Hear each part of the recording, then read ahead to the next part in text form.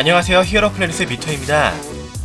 이제 블랙팬서의 개봉이 정말 얼마 남지 않았습니다.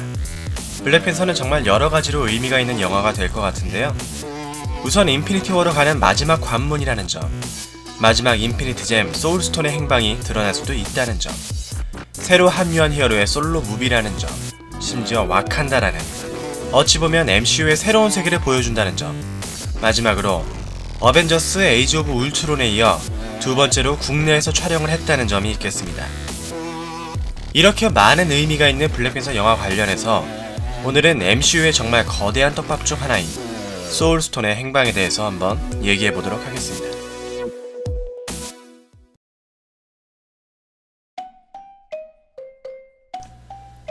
사실 많은 팬들은 소울스톤이 토르 라그나로크에서 공개될 것이라고 예상했습니다. 스파이더맨 홈커밍 이후 인피니티 워 이전에 남은 영화가 딱 2개였는데 아무래도 블랙팬서보단 훨씬 인지도가 높은 토르의 영화에서 다뤄지지 않을까 했었죠. 때문에 헤임달 그 자체가 소울스톤일 것이다, 아스가르드 밑에 있을 것이다, 헬라와 관련이 있을 것이다, 묠리르가 부서지면서 소울스톤이 나올 것이다 등등 많은 예상이 있었지만 정말 의외로 토르 라그나로크에선 소울스톤에 대해 전혀 표현되지 않았죠. 결국 남은 마지막 영화 블랙팬서에 소울스톤이 나오겠구나 라고 생각이 들 수밖에 없었는데요. 여기에 대해서는 아주 설득력 있는 근거가 있습니다. 바로 이 장면이죠. 인피니티 워 트레일러에서 나왔던 장면인데요. 아웃라이더가 와칸다를 이렇게 대규모로 침공한다는 것은 분명 그럴만한 이유가 있었을 것이고 그 이유가 바로 소울스톤일 것이다 라는 예상이 아주 자연스러울 겁니다. 자, 그럼 우선 지금까지 공개된 인피니티 스톤들에 대한 행방을 정리해볼까요? 먼저 어벤져스2에 나왔던 마인드 스톤은 비전의 이마에 박혀 있습니다. 닥터 스트레인지에 나왔던 타임 스톤은 아가모토의 눈으로 닥터 스트레인지가 가지고 있죠. 가오갤에 나온 파워 스톤은 노바 군단의 기지 잔다르에 보관 중입니다. 토르2에서 나왔던 리얼리티 스톤은 에테르로서 콜렉터가 가지고 있고요. 퍼스트 어벤져에서 나온 스페이스 스톤은 아스가르드의 지하에 보관 중이다가 아무래도 라그나로크에서 로키가 슬쩍 했을 것 같죠. 그렇다면 이제 마지막 남은 소울스톤은 역시 와칸다에 있게 될까요? 사실 블랙팬서 영화에 무조건 소울스톤이 나온다는 보장이 없기는 합니다.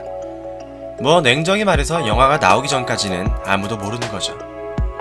하지만 이런저런 퍼즐들을 조금 맞춰보면 소울스톤이 와칸다에 있지 않을까 하는 예상이 꽤 설득력 있게 느껴질 텐데요.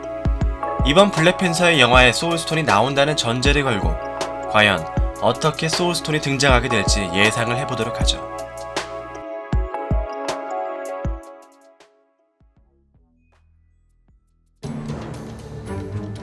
첫 번째, 와칸다에서만 나온다는 비브라늄이 소울스톤과 연관이 있다고 추측할 수 있습니다. 소울스톤이 지구에 떨어지면서 그 영향으로 비브라늄이라는 특수한 금속이 생겨난 건 아닐까 하는 거죠. 이러한 비슷한 설정은 실제로 원작에서도 확인할 수 있는데요. 과거 와칸다 지역에 비브라늄 운석이 떨어지면서 와칸다인들이 돌연변이가 되고 최초의 블랙팬서가 이를 해결하면서 지금의 와칸다가 되었다는 스토리가 있죠. 이를 비브라늄 운석 대신 소울스톤으로 재해석하는 것도 충분히 가능하지 않을까 싶습니다. 두 번째는 하트허브가 소울스톤의 영향일 수도 있다는 추측입니다. 하트허브란 와칸다에 있는 돌연변이 식물인데요. 이 하트허브를 먹게 되면 슈퍼솔저 혈청처럼 초인에 가까운 신체를 만들어준다는 설정이 있습니다. 실제로 11호 영화 속에서 블랙팬서가 수트 없이도 윈터솔저와 호각으로 싸우는 모습을 볼 수가 있었는데요. 이를 하트허브의 영향이라고 풀어낸다면 그 하트허브라는 것이 소울스톤의 영향으로도 해석할 수 있지 않을까 싶습니다. 사실 원작에서 하트허브는 비브라늄 운석의 충돌의 영향으로 변이된 것이기 때문이죠.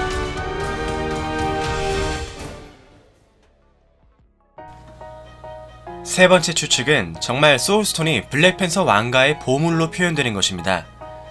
원작에서 블랙팬서는 하트허브를 통해 선조들의 영혼과 교감할 수 있게 되는데요. 선대 블랙팬서들이 묻힌 죽은 자들의 영역 네크로폴리스에 들어갈 수 있게 된다고 합니다. 이를 통해 선대 조상들에게서 경험과 지혜를 통달하게 되죠. 지난 11월 영화에서의 블랙팬서 대사들을 보면 죽음에 대해 조금은 특이한 새로운 관념으로 죽음을 바라보는 것을 알 수 있는데요. 이런 점을 고려하면 아마도 이러한 네크로폴리스와 비슷한 개념이 소울스톤을 통해서 MCU에 소개되지 않을까 싶기도 합니다. 네 번째 추측은 소울월드와 관련이 있습니다. MCU에서는 어떻게 정의될지는 아직 알 수 없지만 원작 기준으로 소울잼은 착용자에게 영혼에 대한 모든 것을 알려주고 소울월드라는 소울스톤만의 새로운 차원으로 갈 수 있게 해줍니다. 그리고 이 소울월드는 대체로 보라색 톤의 하늘의 광활한 대자연으로 묘사되는데요. 블랙팬서 예고편에 비슷한 장면이 등장을 했었기 때문에 정말 소울월드가 이번 영화에서 묘사될 수도 있지 않을까 하고 예상해 볼 수 있습니다. 참고로 최근에 소개된 잘리아라는 장소가 있는데 와칸다인들의 기억이 모인 터전으로 초월적인 공간입니다. 잘리아라는 설정으로 소울월드가 더 나아가서 소울스톤이 소개될 수도 있겠죠. 그 외에도 와칸다의 표범신이 소울스톤과 관련이 있다거나 하는 식으로 소개될 수도 있겠습니다.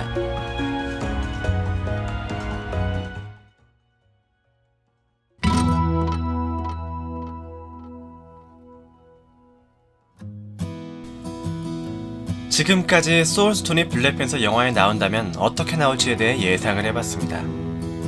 정말 진짜로 이번 블랙팬서 영화에서 소울스톤이 등장한다면 마블 팬으로서 우리는 블랙팬서를 진중하게 봐야 할 아주 중요한 명분이 생길 것 같습니다. 물론 소울스톤이 혹시나 등장하지 않는다 해도 당연히 봐야 할 영화이긴 하죠. 좀 더 영화를 봐야 할 이유가 훨씬 무거워지지 않을까 싶네요. 어쨌든 소울스톤이 등장한다면 인피니티 워 직전에 가장 큰 떡밥들이 이번 영화에서 제대로 다뤄진다는 얘기가 되기 때문에 사실상 전체 흐름에서 굉장히 중요한 이슈라고 볼 수 있겠습니다. 이번 영상은 이것으로 정리를 하고요. 다음 영상에서는 블랙팬서 영화에 나올 다양한 인물들에 대해서 다뤄보도록 하겠습니다. 여러분, 그럼 다음 영상에서 만나요.